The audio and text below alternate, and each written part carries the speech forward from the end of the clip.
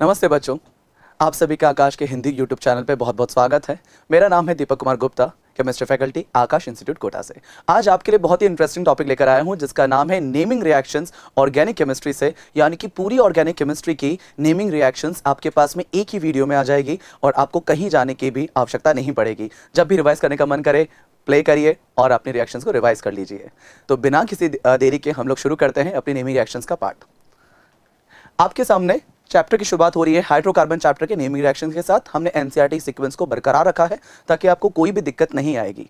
पहली naming reaction है Wurtz reaction. Wurtz reaction क्या कहती है बच्चों? वुड्स कहती है कि किसी भी RX की रिएक्शन अगर सोडियम के साथ होती है ड्राई ईथर के प्रेजेंस में तो आपको क्या मिलता है? RR मिलता है। इसे आप पढ़ेंगे RX ताकि एग्जाम में आपको तकलीफ नहीं आएगी। तो क्या बन जाएगा ये? RR, यानी कि जो भी अल्काइल ग्रुप होगा वही बन जाएगा दूसरे के साथ जुड़कर RR प्लस 2NaBr। यहां पर अब क्या ध्यान रखेंगे? यहां पर हम ये देखते हैं कि हमारे पास में मान लीजिए आपने एक कार्बन का लिया होगा तो 2 कार्बन मिलेंगे, 2 कार्बन के लेंगे तो 4 बनेंगे, या कि हमेशा आपको क्या आंसर मिलेगा? यहां से इवन नंबर ऑफ कार्बन मिलेंगे। कार्बन यानी कि 2, 4, 6 इस प्रकार के मिलेंगे। साथ में क्या ध्यान रखना है आपको? यहां पर आप देखेंगे इसी की मिलती जुलती रिएक्शन है जिसका दूसरा नाम है फिटिक रिएक्शन। फिटिक रिएक्शन क्या कहती है? 2 mole of PHX plus 2 moles of sodium dry ether के साथ PH बनाती है। मेरे इन दोनों रिएक्शन का लेने का कारण आप समझ गए होंगे। मैंने इसको एक साथ रखा है, हमें पता है ये हैलोजन के अंदर होता है, बट एक साथ रखने से हमें याद करने में आसानी रहेगी। फिटिक रिएक्शन क्या कहती है? 2 मोल्स ऑफ PHX यानी कि ARX के साथ रिएक्शन हो रही है, अराइल के साथ रिएक्शन हो रही है। वुड्स फिटिक यानी कि आप लेंगे RX, आप लेंगे PHX की रिएक्शन 2 मोल्स ऑफ सोडियम के साथ ड्राई ईथर में, और आपको क्या मिल जाएगा? AR, यानी कि एक आपका फिनाइल रिंग बन जाएगा जो भी उसका लिया गया होगा, प्लस अल्काइल ग्रुप आ जाएगा। तो आप देख सकते हैं Wurtz Fittig and Wurtz Fittig में क्या किया है बच्चों? हम लोगों ने इस प्रकार से यहां पर इसको बनाया है। अब ध्यान रखने की बात क्या है वुड्स रिएक्शन के अंदर? वुड्स में आप ध्यान रखेंगे कि CH4 कभी भी नहीं बन सकता। आप देख सकते हैं आपने CH3 तो कम से कम लोगे तो CH3 से क्या बनेगा? कम से कम क्या बनेगा? इथेन तो बनेगा ही बनेगा, यानी कि कभी भी CH4 नहीं बन सकता, हमें ध्यान रखना है। साथ में क्या ध्यान रखेंगे कि ये रिएक्शन टर्शरी अल्काइल हैलाइड के लिए सुटेबल नहीं है, उनके साथ रिएक्शन नहीं करा सकते हैं हम लोग, क्योंकि वहां पर ये डायरेक्टली आपको एल्केन नहीं देते, वो प्रेफर कर लेंगे क्या? एलिमिनेशन को प्रेफर कर लेंगे। बात समझ में आ रही है? हम आगे बढ़ते हैं कोल बेस इलेक्ट्रोलाइसिस के साथ। तो कोल बेस इलेक्ट्रोलाइसिस अगली रिएक्शन बड़ी ही इंपॉर्टेंट है। क्या कहती है कि 2 मोल्स ऑफ CH3CONa का रिएक्शन हो रहा है 2 मोल्स ऑफ वाटर के साथ। आप इलेक्ट्रोलाइसिस कर रहे हैं। इलेक्ट्रोलाइसिस का मतलब क्या होता है? एनोड और कैथोड पे रिएक्शन हो जाना। यहां पर क्या ध्यान रखने की बात है? सबसे पहली बात आपने इसको पढ़ेंगे RCOONa, यानी कि कोई अल्काइल ग्रुप रहा होगा, CONa रहा होगा, तो ये क्या बन जाएगा? RR, यानी कि यहां से CO2 हटेगा बेटा, डीकार्बोक्सिलेशन की रिएक्शन है, CO2 हट जाएगा और क्या बन जाएगा? CH3CH3। आप देख सकते हैं CO2 भी निकल रहा है, साथ में क्या क्या निकल रहा है? H2 plus NaOH। किस प्रकार से निकलता है वो एनोड और कैथोड की रिएक्शंस को आप साथ में देख सकते हैं। एनोड पर क्या हो रहा है बेटा? एनोड पर आप देखेंगे एग्जामिनर पूछता भी है एनोड पे कौन सा गैस निकला है? CO2 गैस निकला है। और कैथोड पे कौन सा गैस निकलता है? हाइड्रोजन गैस निकलता है। कैथोड पे कौन सा गैस निकलता है? HH मिला के क्या निकल जाता है? हाइड्रोजन गैस वहां से निकल जाता है। बहुत इंपॉर्टेंट क्वेश्चन कि कोल बे इलेक्ट्रोलाइसिस में पीएच क्या होता है। तो आप देख सकते हैं यहां पर नोटिस करेंगे बहुत ध्यान से OH माइनस आयंस आ रहे हैं सॉल्यूशंस के अंदर, यानी कि पीएच आपको क्या लगेगा? बढ़ जाएगी। पीएच बढ़ जाएगी। गैस कौन सी आएगी? कैथोड पे H2 आएगी, एनोड पे कौन सी आएगी? CO2 आएगी। क्या बात क्लियर है? यानी कि ये थी आपकी कोल बेस इलेक्ट्रोलाइसिस। तो चलिए इससे आपको एक और इंपॉर्टेंट रिएक्शन की याद दिलाता हूं ताकि आप कंफ्यूज नहीं होंगे एग्जाम के अंदर। कोल बे इलेक्ट्रोलाइसिस में क्या ध्यान रखेंगे बच्चों? एक बार फिर रिपीट कर रहा हूं, RCONa की रिएक्शन अगर हो रही है, इलेक्ट्रोलाइसिस हो रहा है, तो आप RR बनाएंगे। ध्यान रखिएगा, यहां से भी इंपॉर्टेंट नोट ध्यान रखना है, CH4 नहीं बन सकता है। आपके लिए बहुत इंपॉर्टेंट क्लाउड का पॉइंट आता है कि यहां पे CH4 नहीं बन सकता। ये रिएक्शन भी आपको CH4 बनाकर नहीं देगी। अब हमें एग्जाम में एक रिएक्शन में कंफ्यूजन होता है इसके साथ में। कौन सी रिएक्शन है बेटा? वो है RCOONa की रिएक्शन हो रही है। किसके साथ होती है बेटा? NaOH and CaO। यहां पे ध्यान रखिएगा, इसे हम कहते हैं सोडा लाइम प्रोसेस, और यहां पे भी CO2 निकलती है। यहां का मैं डायरेक्ट प्रोडक्ट बता रहा हूं आपको, क्या बन जाता है? RH बनता है। क्या बन जाता है? RH बनता है। ये आपको ध्यान रखना है, वहां से कंफ्यूज नहीं होना है। और यहां पर स्पेशल अटेंशन क्या देंगे? यहां पर CH4 फॉर्म हो सकती है। CH4 can be form here, बन सकती है। देखिए CH3COONa और यहां पर CH3H यानी कि CH4 बन जाएगा, तो यहाँ पे CH4 बन सकती है। इस बात का खासकर ध्यान रखिएगा। चलते हैं आगे की नेमिंग रिएक्शन की तरफ। नेक्स्ट रिएक्शन आती है खराश इफेक्ट को लेकर। खराश इफेक्ट क्या होता है? Which is known as anti Markovnikov effect भी कहते हैं। क्या लगता है? एक एल्कीन की साथ में रिएक्शन होती है, HBr और साथ में क्या होता है बेटा, कोई पेरोक्साइड दे रखा होगा आपको। तो आप क्या ध्यान रखेंगे एग्जाम में, HBr के साथ में पेरोक्साइड होगा तो खराश इफेक्ट लगेगा। खराश इफेक्ट में हम क्या कहते हैं कि जो आपका कार्बन में आप देखेंगे ना कि कार्बन में किस तरफ लगेगा, जहां पे आपके पास ज्यादा नंबर के हाइड्रोजन होते हैं एंटी मार्कोनिकॉफ रूल के हिसाब से, तो हम क्या कहते हैं Br कहां लग जाएगा, वहां लग जाएगा। ठीक है, तो यहां पे आप क्या देखेंगे, आपके पास Br कहां लग गया है, टर्मिनल पे लग गया है, known as anti Markovnikov rule, या फिर हम इसे क्या कहते हैं, खराश इफेक्ट भी कहते हैं। ध्यान रखिएगा, सिर्फ HBr के साथ लगता है, HCl के साथ में नहीं लगता, HI के साथ में नहीं लगता है, इस बात का ध्यान रखिएगा। Next, Kucherov reaction. Kucherov reaction क्या कहती है, खुशरोव रिएक्शन कहती है कि एक ट्रिपल बॉन्ड पर, टर्मिनल आप कह सकते हैं एक प्रोपाइन पर या कोई इथाइन पर, ट्रिपल बॉन्ड पर अगर आपने पानी को जोड़ना है, वाटर का एडिशन करना है, किसके प्रेजेंस में होता है, HgSO4 ऑब्लिक डाइल्यूट H2SO4, नाम से ध्यान रखना है, HgSO4 ऑब्लिक डाइल्यूट H2SO4। इसके साथ में जब ये एडिशन होता है वाटर का, तो हमें सबसे पहले क्या मिलता है बेटा, यहाँ पे हमें मिलता है इनऑल, इसे हम क्या कहेंगे, हमारा ये इनऑल होता है। आप देख सकते हैं इन एंड ऑल, हुआ क्या है, मैकेनिज्म तो होता ही है, वाटर को ऐड करना है, एक तरफ H एक तरफ OH, लेकिन ये टॉटोमेरिज्म करता है क्योंकि इनॉल है, एसिडिक मीडियम है, तो टॉटोमेरिज्म करेगा। टॉटोमेरिज्म करेगा तो आपको ये कंपाउंड बना के देगा, तो आपको एग्जाम में ध्यान रखना है कि आपका एंड प्रोडक्ट यहां तक आना चाहिए। The naming reaction is very famous which is Kucherov reaction. तो अगले दो रिएक्शंस आपके सामने हैं जिनका नाम है Friedel craft alkylation, Friedel Crafts acylation. Friedel craft alkylation में क्या होता है, आप एल्काइल ग्रुप लगाते हैं और एसाइलेशन में आप एसाइल ग्रुप लगाते हैं। कैसे लगाते हैं, एनहाइड्रस AlCl3 कैसे काम करता है, ल्यूविस एसिड की तरह काम करता है। ये इस Cl के जो इलेक्ट्रॉन पेयर हैं उन्हें एक्सेप्ट करना चाहेगा, AlCl4 बनाएगा और CH3+ बन जाएगा। CH3+ आपका जो बनेगा वो क्या बन जाएगा, एक इलेक्ट्रोफाइल बनेगा, और आप यहां पर क्या करेंगे, इलेक्ट्रोफिलिक एरोमेटिक सब्स्टिट्यूशन। क्या कहते हैं इसको, इलेक्ट्रोफिलिक एरोमेटिक सब्स्टिट्यूशन। ध्यान रखिएगा, बेंजीन पर कभी भी एडिशन नहीं होता है, हमेशा क्या होता है, सब्स्टिट्यूशन होता है, इलेक्ट्रोफाइल ऐड नहीं होता, सब्स्टिट्यूट होता है। तो हम यहाँ पे सब्स्टिट्यूट कराते हैं और हमें क्या मिल जाता है, यहाँ से जो भी आप एल्काइल ग्रुप लेंगे वो बन जाएगा। मैंने CH3Cl लिया है, आपको ये मिल जाएगा।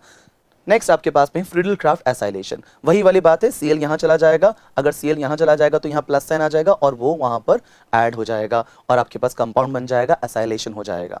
नेक्स्ट हम लोग देख सकते हैं हैलोजन डेरिवेटिव चैप्टर से रिएक्शन आ रही है जिसका नाम है हैलोजन एक्सचेंज। हैलोजन एक्सचेंज में सबसे पहली रिएक्शन है फ्लिंकेस्टीन रिएक्शन। फ्लिंकेस्टीन रिएक्शन में क्या होता है, आपको कोई RX दिया जाता है जिसकी रिएक्शन होती है NaI के साथ in the presence of dry acetone, और आपको क्या मिलता है Ri प्लस NaX, यानी कि X क्या हो सकता है, X क्लोरीन या ब्रोमीन हो सकता है और आयोडीन से ये डिस्प्लेस हो सकता है और आपको क्या मिल जाएगा, Ri मिल जाएगा। Na क्या बनेगा, Na क्लोराइड, NaCl या NaBr बनेगा, जो क्या होते हैं, प्रेसिपिटेट बन जाते हैं और ये ड्राई एसीटोन के अंदर प्रेसिपिटेट आउट भी हो जाते हैं, सेपरेट भी कर लेते हैं। सेपरेट करने की वजह से आप रिएक्शन फॉरवर्ड डायरेक्शन में ज्यादा चली जाएगी तो यील्ड भी काफी अच्छी हो जाती है। तो रिएक्शन का नाम क्या है हमारे पास में, the reaction is known as the Finkelstein reaction. और दूसरी रिएक्शन होती है स्वार्ट रिएक्शन। स्वार्ट रिएक्शन को आप स्वार्थी भी कह सकते हैं। क्यों कह सकते हैं, स्वार्थी कौन, जो सिर्फ अपने लिए जीता है, विच इज द फ्लोरीन, बहुत कम रिएक्शन देता है। तो ट्रिक से याद कर सकते हैं, स्वार्थी यानी कि स्वार्ट रिएक्शन। और स्वार्ट रिएक्शन आप देख सकते हैं फ्लोरीन के मेटालिक फ्लोराइड्स के साथ में होती है। मेटालिक फ्लोराइड की रिएक्शन RX के साथ होती है, आपको क्या मिल जाता है, RF मिल जाता है। कौन से मेटालिक फ्लोराइड, एक तो आपके सामने लिखा है AgF, दूसरा है Hg2F2, COF2 और SbF3, आपके पास मिल जाएगा CH3F। किस किस को डिस्प्लेस कर सकते हैं, क्लोरीन और ब्रोमीन को वहां से हम डिस्प्लेस करवा सकते हैं। इस रिएक्शन का नाम होता है स्वार्ट रिएक्शन। नेक्स्ट है सैंडमेयर रिएक्शन। सैंडमेयर गैटरमैन, ये वो रिएक्शंस हैं जो आपको अमीन चैप्टर में भी देखने को मिलती हैं। मैंने यहीं पे इकट्ठा किया है ताकि आप साइमल्टेनियसली दोनों को ध्यान रख सकें। सैंडमेयर रिएक्शन होती है बेटा, शुरुआत होती है एनिलीन की रिएक्शन होती है, हम डाईएज़ोटाइजेशन करवाते हैं with what, Na2 plus HX के साथ 0 to 5 डिग्री सेल्सियस के टेम्परेचर के अंदर। आपको क्या मिल जाता है यहाँ से, डाईएज़ोनियम, बेंजीन डाईएज़ोनियम सॉल्ट मिल जाता है। और उसके साथ हम क्या कराते हैं, Cu2X2 विद HX, यानी कि क्या क्या यूज कर सकते हैं, CuCl2, Cu2Cl2, Cu2Br2 and then respective हम HX यूज करते हैं। तो हमें क्या मिल जाता है, यहाँ पर आपको अराइल हैलाइड्स मिल जाते हैं। तो अगर आपने क्लोरीन यूज करा होगा तो क्लोरीन मिल जाएगा, ब्रोमीन यूज करा होगा तो ब्रोमीन मिल जाएगा। इस रिएक्शन का नाम क्या होता है, सैंडमेयर। साथ में ये आपको हैलोजन में नहीं मिलेगी, आपको अमीन चैप्टर में मिलेगी, और वहां पे CuCN/Kcn के साथ आप क्या बनाते हैं, CN। तो मैंने इकट्ठा कर दिया ताकि पढ़ने में आपको आसानी रहेगी। This is Sandmeyer. तो गैटरमैन में क्या होता है, गैटरमैन में वही डाईएज़ोनियम आपके पास बन गया है, कॉपर पाउडर ऑब्लिक HX। करना वही है, वही आपका अराइल हैलाइड बनेगा। बस ध्यान रखना है कि कॉपर पाउडर के साथ होती है HX की तो गैटरमैन होती है, और अगर Cu2X2 के साथ होती है और HX के साथ होती है तो आपका क्या बन जाता है यहाँ पे सैंडमेयर रिएक्शन बन जाता है। Next reaction very very important reaction जिसका नाम है डाउस प्रोसेस। डाउस प्रोसेस अपने आप में बहुत इंपॉर्टेंट है, एनसीईआरटी ने नेम नहीं लिखा है but this is very important naming reaction. क्या इंपॉर्टेंट है इसमें, आप लोगों ने पढ़ते वक्त जरूर पढ़ा होगा कि हमारे अराइल हलाइड आसानी से सब्स्टिट्यूशन में नहीं जाते हैं, SN1 SN2 नहीं करना चाहते हैं, right, we say that ruled out. लेकिन हम क्या करें, अगर हमें न्यूक्लियोफाइल को सब्स्टिट्यूट कराना, हम तो पीछे पड़ गए कि न्यूक्लियोफाइल हटाना है यहाँ से और सब्स्टिट्यूट करवाना है, तो उसका नाम होता है न्यूक्लियोफिलिक एरोमेटिक सब्स्टिट्यूशन, जो कि आसान कंडीशंस पे तो नहीं होती है, लेकिन उसको आसान बनाया जा सकता है। कैसे बनाते हैं, इलेक्ट्रॉन विड्रॉइंग ग्रुप्स लगा लगा कर। जितने ज़्यादा ऑर्थो पैरा ऑर्थो पर इलेक्ट्रॉन विड्रॉइंग ग्रुप्स लगते हैं तो फिर न्यूक्लियोफिलिक एरोमेटिक सब्स्टिट्यूशन आसान हो जाती है, ईजियर कंडीशंस में हो जाती है। जरा यहाँ देखते हैं, यहाँ तो ऐसा कुछ नहीं लगा हुआ है और एनसीईआरटी की काफी इंपॉर्टेंट रिएक्शन है। बच्चों ध्यान रखिएगा, यहाँ पर टेम्परेचर प्रेशर की कंडीशन को एकदम याद करके जाना, ये भी एग्जाम में पूछी जा सकती है आपसे। कि क्या देखेंगे, अराइल हलाइड की आप रिएक्शन देख रहे हैं, यहाँ पे क्लोरोबेंजीन की रिएक्शन हो रही है किसके साथ, NaOH 623 केल्विन के साथ 300 ATM प्रेशर पर, बहुत हाई प्रेशर है। और आपके पास फर्स्ट स्टेप में हम क्या करते हैं, यहाँ से फिनॉक्साइड आयन बनाते हैं और फिनॉक्साइड आयन का प्रोटोनेशन करवाते हैं ताकि हमें क्या मिल जाता है, फिनॉल मिल जाता है। Very important naming reaction known as the Dow's process. Next पे चलते हैं, फ्रीडल क्राफ्ट रिएक्शन फिर से आती है यहाँ पर हैलोजन डेरिवेटिव चैप्टर में। यहाँ से आपके लिए एक पॉइंट ऐड कर दिया जाए कि यहाँ पर क्लोरोबेंजीन के साथ हम क्या देखेंगे कि कहते हैं कि क्लोरोबेंजीन के अंदर क्या हो रहा है, मीजोमेरिक इंपैक्ट भी लगता है। आप देख सकते हैं इसके मीजोमेरिक इंपैक्ट की वजह से क्या हो रहा है, ऑर्थो पैरा एक्टिवेट हो रहे हैं। किस साइन से, नेगेटिव साइन से इंपैक्ट हो रहे हैं। क्यों हो रहे हैं, because lone pair single bond double bond resonance होने की वजह से यहाँ पर साइन आ जाते हैं, इसलिए इलेक्ट्रोफाइल अटैक भी काम करता है, ऑर्थो और पैरा पर अटैक करता है। तो आपका ऑर्थो और पैरा यहाँ पर डेरिवेटिव आपको देखने को मिलता है, चाहे आपका डेरिवेटिव ऑर्थो हो पैरा हो। यहाँ पे हम देखते क्या है, हमारा पैरा वाला क्या हो जाता है, इसमें मेजर भी बन जाता है। सिमिलरली अगर आप एसाइल ग्रुप भी लगाएंगे तो वो भी आप ऑर्थो और पैरा पर लगा सकते हैं, कॉन्सेप्ट एकदम सेम है। आगे बढ़ते हैं नेक्स्ट चैप्टर की तरफ जिसका नाम है अल्कोहल, फिनॉल एंड ईथर। इनमें से नेमिंग रिएक्शन कौन कौन से इंपॉर्टेंट है, जरा उन्हें भी देख लेते हैं। अब ये नेमिंग रिएक्शन नहीं है, लेकिन आप लोगों की जिंदगी का कंफ्यूजन जरूर बना हुआ है। जहां देखते हैं गिगनार्ड रिएजेंट आप लोगों की हालत खराब करके रखा हुआ है, नहीं, जब भी क्वेश्चन आता है कुछ तो कुछ गलत करके ही आते हैं। तो मैंने क्या करा है, तीनों पैटर्न गिगनार्ड के आपके सामने ही रख दिए हैं। पहला पैटर्न क्या है, AR हो या R हो, हम एक को लेकर चल लेते हैं। RMgX के साथ कभी भी एसिडिक H अगर आपको मिल जाए ना बच्चों, तो आप कुछ नहीं सोचेंगे, आप RH आंसर बना कर आ जाएंगे एग्जाम में। आप क्या बनाएंगे, RH, अगर AR होगा तो ARH, सिंपल। यानी कि आप देखेंगे कि गिगनार्ड रिएजेंट किसी भी एसिडिक H के साथ कैसे रिएक्ट करेगा, एसिड बेस की तरह एक्ट करेगा। It will act as a strong base और एसिडिक H निकाल के क्या बना लेगा, RH। कहाँ होते हैं सर, फॉर एन एग्जाम्पल आप देखेंगे सभी प्रकार के alcohols, thio alcohols, amine, water, acidic H, inorganic acids, carboxylic acids, amines जहाँ पे H होते हैं, इन सभी में आपको एसिडिक H नजर आ रहा है तो आप वहाँ पे क्या बना लेंगे बेटा, आप RH बनाएंगे, ठीक है। टर्मिनल अल्काइन बहुत सारे केसेस है जहाँ पे हमें एसिडिक H मिलता है, वहाँ से हम क्या बना लेते हैं बेटा, RH बनाते हैं, ध्यान रखिएगा। नेक्स्ट हम बात करते हैं कि RMgX की रिएक्शन अगर हम क्या कराते हैं, कहीं पे कार्बोनिल ग्रुप दिया जाता है तो कार्बोनिल ग्रुप में क्या होता है बेटा, ये अटैक करता है कार्बोनिल पे, यानी कि इट्स अ न्यूक्लियोफिलिक एडिशन। क्या हो रहा है, it's a nucleophilic addition reaction. आप देखेंगे ये यहाँ अटैक करेगा, पाई बॉन्ड्स पे अटैक करेगा तो ये पाई इलेक्ट्रॉन ऊपर चले जाएंगे, कार्बोनिल पे यहाँ अटैक होगा ना तो पाई बॉन्ड ऊपर चले जाएंगे। क्या मिल जाएगा आपको, यहाँ से पानी ऐड करने पर you will get the alcohol. क्या मिल जाएगा आपको, अल्कोहल। फर्स्ट पैटर्न था एसिडिक H वाला, सेकंड पैटर्न है न्यूक्लियोफिलिक एडिशन वाला, और थर्ड पैटर्न है न्यूक्लियोफिलिक एडिशन। तो हो रहा है, कैसे हो रहा है, ये जैसे अपना टेट्राहेड्रल इंटरमीडिएट बनाएगा, ये अपने आप के इलेक्ट्रॉन नीचे भेजेगा और वहां से Cl हट जाएगा। इसे कहते हैं SNAE, nucleophilic substitution by addition and elimination. बहुत ही इंपॉर्टेंट होता है, यहाँ से भी आपको ही मिलेगा। और आपके पास में पहला स्टेप में आपको क्या मिलेगा, कार्बोनिल कंपाउंड ही मिलेगा, इसका ध्यान रखिएगा। फिर से आपको RMgX लेना पड़ेगा, फिर से अटैक करेगा, and then finally at the last via आपने अगर वाटर आप लास्ट में ले लेंगे तो आपको सीधे सीधे क्या मिल जाएगा, आपको आपका अल्कोहल यहाँ पर मिल जाएगा। और हम आगे बढ़ते हैं, नेक्स्ट हमारे पास में है फ्रॉम क्यूमीन। क्यूमीन अपने आप में एक बहुत इंपॉर्टेंट सा कॉमन नेम है, कंपाउंड भी इंपॉर्टेंट है। इसकी रिएक्शन होती है, मैंने कुछ इंपॉर्टेंट लिए हुए हैं, नेमिंग भले अलग से ना हो बट ये इंपॉर्टेंट रोल बहुत प्ले करेंगे। क्यूमीन का आप देखेंगे O2 के साथ रिएक्शन होती है तो बहुत इंपॉर्टेंट कंपाउंड बनता है विच इज क्यूमीन हाइड्रोपेरोक्साइड। आप प्लीज इसे याद रखिएगा, एग्जाम में डायरेक्ट भी आ सकता है आपके सामने। क्या बन जाएगा, क्यूमीन हाइड्रोपेरोक्साइड। और उसके बाद में आप इसका H+ ऑब्लिक आप हाइड्रोलाइसिस कर रहे हैं तो यहाँ पर आप H+ ऑब्लिक H2 देखेंगे, आपको क्या मिल जाएगा, फिनॉल, और साथ में क्या मिल जाएगा, एसीटोन। फिनॉल और साथ में क्या मिल जाएगा आपको, एसीटोन। ये दोनों कंपाउंड भी एग्जाम में पूछे जाते हैं कि A एंड B कंपाउंड क्या बनेंगे, बहुत इंपॉर्टेंट रिएक्शन होती है क्यूमीन की। नेक्स्ट देखेंगे एस्टेरिफिकेशन, फिर से नेमिंग नहीं है, बहुत इंपॉर्टेंट है। आपको लगता है एस्टेरिफिकेशन मतलब अल्कोहल कार्बोक्सिलिक एसिड H+ हो गया एस्टेरिफिकेशन, नहीं बेटा, दो रिएक्शन और होती हैं। कौन कौन सी होती हैं एस्टेरिफिकेशन की, या आप एनहाइड्राइड के साथ भी रिएक्ट, ये तो सबको ध्यान होगी, alcohol plus carboxylic acid H+, है ना। लेकिन नीचे वाले में क्या होता है, एनहाइड्राइड के साथ भी रिएक्शन कर सकता है in the presence of H+ medium, यहां से भी आपको एस्टर देखने को मिलेगा, साथ में कार्बोक्सिलिक एसिड भी आता है। नीचे एसिड क्लोराइड के साथ in the presence of pyridine भी रिएक्शन दिखाएगा, यहां से भी आपको एस्टर देखने को मिल सकता है। पहली वाली रिएक्शन में कुछ इंपॉर्टेंट बात आपसे करना चाहूंगा, इसमें कुछ ट्विस्ट क्वेश्चंस भी आते हैं। कौन कौन से क्वेश्चंस हैं, आप लिख भी सकते हैं या सुन भी सकते हैं। पहला आप देख रहे हैं कि आपके पास एस्टेरिफिकेशन हो रहा है, सर रिवर्सिबल रिएक्शन, तो मैं पूछूंगा यील्ड इंक्रीज करने के लिए क्या कर सकता हूं, सर रिमूवल ऑफ वाटर, यानी कि हीटिंग अगर आप करेंगे, थोड़ा सा हीट अप करेंगे, आप रिमूवल ऑफ वाटर कर देंगे, तो आपका रिएक्शन कहां जाएगी, फॉरवर्ड डायरेक्शन में जाएगी। दूसरा इंपॉर्टेंट बात, सर यहाँ पे अल्कोहल किस प्रकार का हो, the reactivity of the alcohols किस तरह का, जितना छोटा होगा उतना बढ़िया, ज़्यादा स्टेरिकली क्राउडेड वाला नहीं लेंगे, बिकॉज बल्कि होगा तो अटैक करने में दिक्कत आएगी। तो क्या कॉन्सेप्ट ध्यान रखेंगे, जितना छोटा होगा उतना बढ़िया रहेगा अटैक करने के लिए, न्यूक्लियोफाइल बनने के लिए।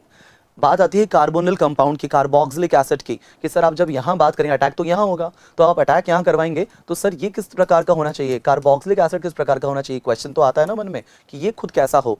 तो ध्यान रखिएगा, इसका डेल्टा प्लस बढ़ाना है, इस कार्बन में ये डेल्टा प्लस है तो ये डेल्टा माइनस है, तो कार्बोनिल कार्बन का डेल्टा प्लस जितना ज्यादा बढ़ा देंगे, डिमांड जितनी ज्यादा होगी, सप्लाई भी उतनी ही फास्ट होगी। यानी कि ध्यान रखिएगा, अगर आप यहाँ पर कुछ इस प्रकार के ग्रुप लगा दें, जैसे मान लीजिए आप हैलोजेंस लगा दिया, क्लोरीन क्लोरीन कुछ भी, क्लोरीन क्लोरीन लगा दिया, यानी कि क्या करेगा, माइनस आई इफेक्ट लगाएगा, इलेक्ट्रॉन विड्रॉ करेगा, इलेक्ट्रॉन विड्रॉ करेगा तो आप क्या देखेंगे, यहाँ का डेल्टा प्लस क्या हो जाएगा, बढ़ जाएगा, डेल्टा प्लस बढ़ जाएगा तो अटैक भी क्या हो जाएगा, फास्टर हो जाएगा। तो इस तरह की बातें भी आप यहाँ पे कर सकते हैं। लेकिन अगर प्लस आई आ गया, सपोर्ट आ गया, तो आपने उसको डेल्टा प्लस को कम कर दिया है, तो रिएक्टिविटी भी कम हो जाएगी। आगे बढ़ते हैं वेरी इंपॉर्टेंट रिएक्शन के साथ। इसी की आप देख सकते हैं एक एप्लीकेशन है कि very important compound salicylic acid, उसके अंदर अल्कोहल अटैक कर रहा है, तो अल्कोहल जब यहाँ अटैक करेगा तो क्या होगा, पाई इलेक्ट्रॉन ऊपर जाएंगे, पाई ऊपर जाएंगे तो फिर से नीचे आएंगे और यहाँ से एक ग्रुप हट जाएगा, तो आपको क्या मिल जाएगा, एस्पिरिन बन जाएगा। Aspirin is one of the important compound we have, साथ में क्या मिल जाएगा, CH3COOH। अब आप देख सकते हैं ये सैलिसिलिक एसिड बनाया कैसे है, मैंने इसी की नीचे रिएक्शन लिख रखी है बच्चों, कभी कभार ये कनेक्टेड भी आती है, कनेक्टेड समझ गए, पहले सैलिसिलिक एसिड बनाया और उसके बाद में कनेक्टेड करके आप एस्पिरिन बना देंगे। तो बच्चों सैलिसिलिक एसिड बनता किस रिएक्शन से, the very important naming reaction known as the Kolbe's reaction. Kolbe reaction के साथ में भी क्या हो सकता है, हमारा सैलिसिलिक एसिड बनता है। किस तरह से बनता है कोलबे रिएक्शन के साथ, किस तरह से बनता है सैलिसिलिक एसिड, फिनॉल का रिएक्शन होगा NaOH के साथ में, क्या करेंगे बेटा, एसिड बेस वाला टाइप होगा, ये यहाँ से H हटा देगा तो आपको क्या मिल जाएगा, फिनॉक्साइड आयन मिल जाएगा। फिनॉक्साइड आयन आप देख सकते हैं मिल गया आपको। अब यहाँ पर CO2 के साथ रिएक्शन हो रही है, कैसे होती है, पाई इलेक्ट्रॉन ट्रैवर्स होंगे तो ऑर्थो पोजीशन पे माइनस साइन आएगा, अटैक करेगा, आपको क्या मिल जाएगा, COOH प्रोटोनेशन करने के बाद, तो क्या बन जाएगा बेटा, सैलिसिलिक एसिड आपका कंपाउंड बन जाएगा, एंड फर्दर कनेक्टेड तो हो ही सकता है एस्पिरिन के लिए। बहुत ही इंपॉर्टेंट रिएक्शन है चैप्टर की, रीमर टीमन रिएक्शन। फिनॉल की रिएक्शन हो रही है CHCl3 plus aqueous NaOH reagent, इसको ध्यान रखिएगा, फिनॉल की रिएक्शन हो रही है CHCl3 प्लस एक्वस NaOH के साथ। बच्चे ये क्या बनाएंगे, क्या करेंगे इसके साथ में, जरा देखिए, जो इंटरमीडिएट बन रहा है वो आपको एग्जैक्टली ध्यान रखना है, बिकॉज बीच का प्रोसेस का भले ही आपका सिलेबस में ना दिया गया हो, बट इंटरमीडिएट आपके लिए एग्जाम में बहुत ज़्यादा ज़रूरी है। यहाँ पर कार्बीन बनता है एज एन इंटरमीडिएट, और आपका यहाँ पे आप रिएक्शन इंटरमीडिएट देखेंगे, कार्बीन होगा, वो यहाँ पे अटैक करवाते हैं, एंड देन आपको क्या मिलता है, यहाँ पर इस प्रकार का एक कंपाउंड मिलता है। उसका रिएक्शन आप NaOH से कराएंगे तो यहाँ पर क्या होगा, दोनों Cl हटेंगे, OH आएगा, एक कार्बन पे OH स्टेबल नहीं होता है तो वाटर बाहर आ जाएगा, and then you will get the CHO। और लास्ट में क्या होगा, प्रोटोनेशन होगा, तो क्या मिल जाएगा, OH मिल जाएगा, और कंपाउंड का नाम आता है सैलिसल्डिहाइड। कंपाउंड का क्या नेम होता है, सैलिसल्डिहाइड। बहुत इंपॉर्टेंट नेमिंग रिएक्शन होती है reamer टीमन reaction. And next reaction पर आते हैं, विलियमसन सिंथेसिस रिएक्शन। ये रिएक्शन बहुत इंपॉर्टेंट है, ईथर बनाने में बड़ी काम आती है। कैसी रिएक्शन है, RX की रिएक्शन होती है विद R-ONO, इसे बच्चों हम कहते हैं अल्कोक्साइड आयन। क्या कहते हैं, अल्कोक्साइड आयन, ठीक है। तो इसकी रिएक्शन होती है RX के साथ में। क्या करता है बच्चों, ये अटैक करता है यहाँ पर और X को यहाँ से हटा देता है और क्या बना देता है, ईथर बना देता है। ईथर आप कैसा भी ले सकते हैं, अगर आपने RR लेंगे तो RR बन जाएगा, अगर R' लेंगे तो R' वाला बन जाएगा। तो symmetrical and unsymmetrical ethers can be form, दोनों तरह के ईथर्स आपको देखने को मिल सकते हैं। Best yield when alkyl halide is primary, अगर आपको इस ईथर की बेस्ट यील्ड चाहिए तो अल्काइल हैलाइड जितना छोटा होगा उतना ही अच्छा होगा, उतनी ही अच्छी तरीके से, उतनी ही यील्ड आपकी ईथर की क्या रहेगी, ज्यादा रहेगी। तो अल्काइल हैलाइड जितना छोटा होगा उतना ही बढ़िया रहेगा। हमने लिख रखा है is primary less sterically crowded. अब अगर गलती से आपने बल्कि ले लिया तो तो बेटा क्या होगा, अगर अल्काइल हैलाइड आपने बल्कि ले लिया होगा तो क्या होगा, एलिमिनेशन डोमिनेट करेगा, तब एलिमिनेशन डोमिनेट करेगा और एल्कीन बन जाएगा। आपका आंसर क्या बन जाएगा, एल्कीन बन जाएगा, ध्यान रखिएगा। तो ये भी एग्जाम का क्वेश्चन होता है, इसलिए स्टार पॉइंट में लिखा हुआ है आपके सामने। आप कहेंगे सर क्या एल्कोक्साइड पे कोई कंडीशन है, कोई कंडीशन नहीं है, कोई कंडीशन नहीं है एल्कोक्साइड के ऊपर। आपकी सारी कंडीशन किसके ऊपर है, आरएक्स के ऊपर है, कि आरएक्स को हमें ध्यान रखना है, छोटा होगा बहुत बढ़िया बात है, ईथर बनाएंगे, ज्यादा बल्कि कर दिया, टर्शरी बना दिया है, then we have an issue. अब हम आगे बात करते हैं फ्रीडल क्राफ्ट रिएक्शन। यहाँ पे भी फ्रीडल क्राफ्ट हो सकती है। तो फ्रीडल क्राफ्ट क्या होती है, इलेक्ट्रोफिलिक एरोमेटिक सब्स्टिट्यूशन होती है। तो OCH3 ऑब्वियस बात है, इट्स अ प्लस एम वाला ग्रुप है, मीजोमेरिक है, ऑर्थो पैरा एक्टिवेट कर देगा, ऑर्थो पैरा एक्टिवेट करेगा तो अटैक भी कहाँ होगा, ऑर्थो और पैरा पर आप प्रोडक्ट देख सकते हैं। ठीक है, तो इसमें अभी ऐसा कुछ खास वाली बात नहीं है, वही जैसे पहले किया था सेम टू सेम वही काम कर रहे हैं, ऑर्थो पैरा के कंपाउंड्स बना रहे हैं। नेक्स्ट आता है aldehyde ketone and carboxylic acid की नेमिंग रिएक्शन, और उसका पहला नाम है रोजनमुंड रिडक्शन। रोजनमुंड में क्या होता है बेटा, रोजनमुंड रिडक्शन रिएक्शन में आपके पास में होता है बेंजोइल क्लोराइड H2/PD BSO4। यहाँ पे जो BSO4 है it act as poison to the catalyst, यानी कि प्लैटिनम की जो सरफेस होती है, पैलेडियम की जो सरफेस होती है, वहाँ पर BSO4 एक पॉइजन की तरह काम करता है। उसके कुछ पोर्स को ये ऑक्यूपाई कर लेता है ताकि वहाँ पे H2 का एब्जॉर्प्शन कम हो जाए और रिएक्शन मिक्सचर में H2 भी कम मिले। तो यहाँ आप देख सकते हैं ये पूरा का पूरा कंप्लीट रिड्यूस नहीं हो पाता है और एल्डिहाइड पर आकर रुक जाता है, इसलिए यहाँ से क्या बन जाता है, बेंजल्डिहाइड बन जाता है। It is called as Rosenmund reduction reaction. Next reaction आती है स्टेफन रिएक्शन। कौन सी आती है, स्टेफन रिएक्शन। स्टेफन क्या होती है, RCN की रिएक्शन होती है SnCl2 प्लस HCl के साथ में। ध्यान रखना है कि RCN है, साथ में कौन है, SnCl2 प्लस HCl, यानी कि यहाँ पे क्या हो रहा है, आपका रिडक्शन हो रहा है। तो हम बात कर रहे थे स्टेफन रिएक्शन की। स्टेफन में क्या होता है, RCN के साथ रिएक्शन होती है SnCl2 प्लस HCl। पहले बच्चों हमारा क्या बनता है, पहले हमारा बनता है इमीन, जिसका अगर हम हाइड्रोलाइसिस करेंगे तो हम लोग को क्या देखने को मिलेगा, हमें मिलता है RCHO, हमारा एल्डिहाइड हमें देखने को मिल जाता है। यहाँ पर नेक्स्ट रिएक्शन आती है इटार्ड रिएक्शन। इटार्ड रिएक्शन में क्या होता है, हमारे पास मिथाइल बेंजीन के साथ रिएक्शन होती है CrO2Cl2 in the presence of CS2। बच्चों ये जो फिर से इंटरमीडिएट आपको देख सकते हैं बीच में एक कॉम्प्लेक्स बना है, बहुत इंपॉर्टेंट है, इसको एग्जैक्टली ध्यान रखिएगा, एग्जाम में पूछा जाता है कि कौन सा कॉम्प्लेक्स बना था, बताइए 4 ऑप्शन में। इसे क्रोमियम कॉम्प्लेक्स बोलते हैं, OCrOHCl2 होल ट्वाइस, और हाइड्रोलाइसिस करने से क्या मिल जाता है आपको, बेंजल्डिहाइड मिल जाता है। नेक्स्ट आपके पास में है यहाँ पर Gattermann coach reaction. Gattermann coach में क्या होता है, बेंजीन की रिएक्शन हो रही है COHCl एनहाइड्रोजियल Cl3 के साथ में, आपको क्या मिल जाता है, बेंजल्डिहाइड मिल जाता है। तो नेमिंग रिएक्शंस आपके सामने हैं, जिसको आप आराम से बहुत बढ़िया से याद कर सकते हैं। और नेक्स्ट है आपके पास में क्लेमेंजन रिडक्शन और वोल्फकिशन, इन दोनों को साथ में एक्सप्लेन करना चाहूंगा। दोनों से ही क्या होता है, आप एल्डिहाइड लें या कीटोन लें, मैंने कुछ स्पेसिफाई नहीं करा है, कार्बोनिल करके छोड़ दिया है। एल्डिहाइड लें या कीटोन लें, आप क्या नोटिस करेंगे, आपको दोनों ही केसेस में आपको रेस्पेक्टिव एल्केन देखने को मिल जाएगा, रेस्पेक्टिव एल्केन बनेगा। अंतर क्या है, अंतर आपके रिएजेंट्स में है। आपने क्या लिया है, ZnHg जिंक मरकरी का amalgam in the presence of concentrated HCl, आपको क्या मिल जाता है, यहाँ से वही आपका एल्केन मिलेगा रेस्पेक्टिव। सिमिलरली यहाँ पर आप किसके साथ रिएक्शन कर रहे हैं, हाइड्रोजीन NH2NH2 के साथ रिएक्शन कर रहे हैं in the presence of KOH ethylene glycol and heating, तो क्या मिल जाता है, यहाँ से भी आपको आपका रेस्पेक्टिव एल्केन मिल जाता है। ठीक है, नेक्स्ट आता है Tollens reagent. Tollens and Fehling, इन दोनों को भी एक साथ एक्सप्लेन करना चाहूंगा। दोनों के दोनों किसके टेस्ट होते हैं बेटा, टेस्ट फॉर एल्डिहाइड्स।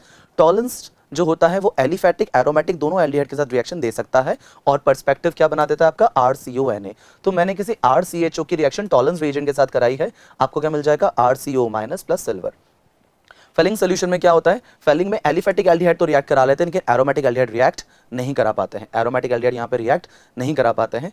और हम यहाँ पे क्या देखेंगे, हैलोफॉर्म रिएक्शन के अंदर बहुत इंपॉर्टेंट रिएक्शन होती है हैलोफॉर्म। हैलोफॉर्म के अंदर क्या होता है बच्चों, आपको 2 बात ध्यान रखनी है कि किसकी रिएक्शन किसके साथ हो रही है। ध्यान रखिएगा सबसे पहले कि हम NaOH X2 ले लेते हैं, या तो एग्जामिनर ये लिखेगा या फिर NaOX लिख देगा, सोडियम हाइपोहैलाइड आयन। क्या करेंगे इसके अंदर, आपकी रिएक्शन होती है मिथाइल कार्बोनिल कंपाउंड्स के साथ। किसके साथ होती है बेटा, मिथाइल कार्बोनिल, यानी कि CH3C डबल बॉन्ड हो तो होना ही चाहिए। अगर ये है तो आप हैलोफॉर्म करवा सकते हैं, आपको आपका हैलोफॉर्म रिएक्शन यहां से मिल जाएगा, you will get the haloform. अब इंपॉर्टेंट बात क्या है, कौन कौन करवा सकता है सर, क्या सिर्फ यही करा सकता है, इसके अलावा आप देखेंगे आपके पास में अल्फा मिथाइल अल्कोहल, आप देख सकते हैं CH3COH या CH3C डबल बॉन्ड हो, ये भी आपका क्या करा सकते हैं, हैलोफॉर्म दे सकते हैं। कुछ एग्जामिनेशंस में इस तरह से पूछा जाता है कि इथेनॉल दे सकता है क्या, बिल्कुल सर दे सकता है इथेनॉल। क्यों दे सकता है, आपके पास में क्या है, CH3COH CH3CH2OH, तो आपके पास CH3NOH प्रेजेंट है, methyl alpha methyl alcohol present है आपके पास, ये भी दे सकता है। क्यों? क्योंकि इसका ऑक्सीडेशन हो जाता है X2 के प्रेजेंस में, ये कार्बोनिल बन जाता है, तो अल्टीमेटली कैसा बन जाता है, ये CH3C डबल बॉन्ड O जैसा बन जाता है। ठीक है, इसे हम कहते हैं हैलोफॉर्म रिएक्शन। तो हैलोफॉर्म्स कौन से होते हैं? CHX3 वाले होते हैं। आगे बढ़ते हैं, एल्डोल कंडेंसेशन बहुत ही इंपॉर्टेंट रिएक्शन के साथ में है।